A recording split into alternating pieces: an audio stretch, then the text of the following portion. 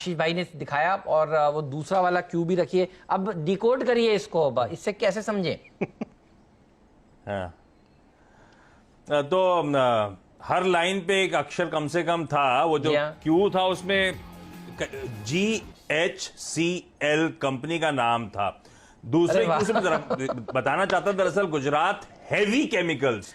तो heavy chemicals को मैं कैसे डिपिक्ट करता, तो मैंने वेइंग मशीन पे इसीलिए केमिकल रखा हुआ दिखाया। आटा लग रहा था। तो ये कंपनी आज GHCL जो अब आटा और डिटर्जेंट हो, सॉल्ट हो, सब में ठीक है। तो कोशिश करी थी कहीं ना कहीं ले जाने की, पर लोगों ने गैस करा है। अच्छा, कल की तरह बता दूं, सबसे पहले GHCL का नाम ऐसे नहीं, लोगों ने गैस करा। नारू जी हैं जिन्होंने सबसे पहले गैस करके बताया। ये कंपनी दरअसल ध्यान रखें, साल के हाईज 218 के, बुक वैल्यू 237 की, और कल का क्लोज 200 के नीचे था। और 200 भूल जाइए, इस स्टॉक के पहले के हाईज 340 के थे। तो वहां से तो आज भी 40% से ज्यादा करेक्ट होके ये स्टॉक इस समय कामकाज कर रहा है। केमिकल और टेक्सटाइल स्पेस की लीडिंग कंपनी पर दरअसल 3 सेगमेंट्स में ऑपरेट करती है। केमिकल जिसके लिए जानी जाती है, सोडा ऐश बनाती है, जो कि डिटर्जेंट्स और सोप्स, ग्लास मैन्युफैक्चरिंग, केमिकल्स यानी कि बेकिंग सोडा वगैरह में सब में इस्तेमाल किया जाता है। सेकंड लार्जेस्ट मैन्युफैक्चरर है सोडा ऐश की, 25% मार्केट शेयर है इस देश का। इसका प्लांट इस समय 90% प्लस कैपेसिटी पे ऑपरेट कर रहा है। और क्लाइंट लिस्ट आएगी आपकी स्क्रीन पे, यूनिलीवर, पीएनजी जैसे तमाम मार्की क्लाइंट्स हैं इस कंपनी के पास। दूसरा है टेक्सटाइल सेगमेंट, एक इंटीग्रेटेड सेटअप है। ये कंपनी शीट्स, डुवेज मैन्युफैक्चर करती है, और सारा का सारा लार्जली एक्सपोर्ट किया जाता है। और ध्यान रखिए, टेरी टॉवल्स हुए, बेडशीट्स हुए, इसमें इस साल अब तक इंडिया का मार्केट शेयर ग्लोबली बढ़ रहा है at the cost of China. तो उसका फायदा सीधा GHCL को मिलता है। और यहां पे Amazon, Walmart, bed bath and beyond जैसे तमाम मार्की क्लाइंट्स हैं, उसकी लिस्ट भी स्क्रीन पर आ जाएगी। तीसरा सेगमेंट है कंज्यूमर प्रोडक्ट्स का, जो कि एक नेसेंट स्टेज पे है।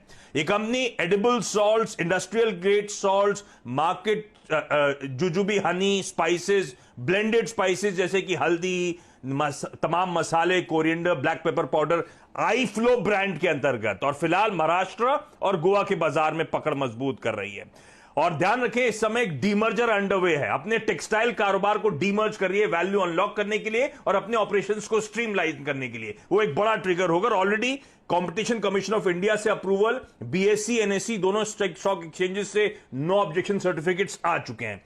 प्रमोटर्स लगातार स्टॉक में बाइंग कर रहे हैं, प्रमोटर होल्डिंग स्क्रीन पर आ जाएगी। और ये कंपनी वो है जहां पे इंस्टीट्यूशंस और HNIs का 41% स्टेक है, म्यूचुअल फंड 17.5%, FII 14.5% ओन करते हैं, इंश्योरेंस कंपनीज तक का 3.5% का स्टेक है।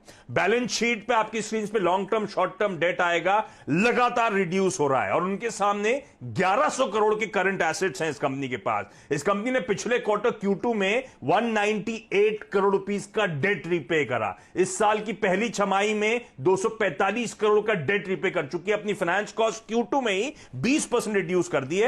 नेट डेट टू इक्विटी महज 0.4 टाइम्स का। कल ही इसको इंडिया रेटिंग्स एंड रिसर्च ने रेटिंग्स अफर्म करी हैं।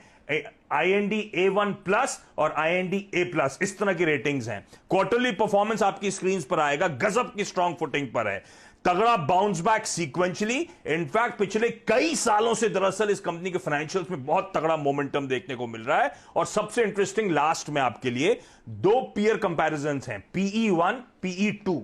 PE1 दरअसल क्या है, FY20 की जो EPS थी उस बेसिस पे इस समय का PE, और PE2 दरअसल अब तक 6 महीने के परफॉर्मेंस तमाम कंपनीज ने डिलीवर कर दी है। उसको एनालाइज कर हर पैरामीटर पे देखिए सारी केमिकल कंपनीज के बीच में कितनी चीपली वैल्यूड है। 4.8 टाइम्स पे FY20 के EPS पे ये कंपनी कामकाज कर रही है। उसके पीयर सेट देखिए किस तरह की डबल डिजिट पीस इस समय कमांड करते हुए। तो ये कंपनी ढेरों पॉजिटिव्स के बीच में मुझे लगता है इस बेहतरीन कंपनी को रडार पर रखिए, GHCL। फ्रेंड्स, मिलते हैं अगले वीडियो के अंदर, जब तक के लिए गुड बाय।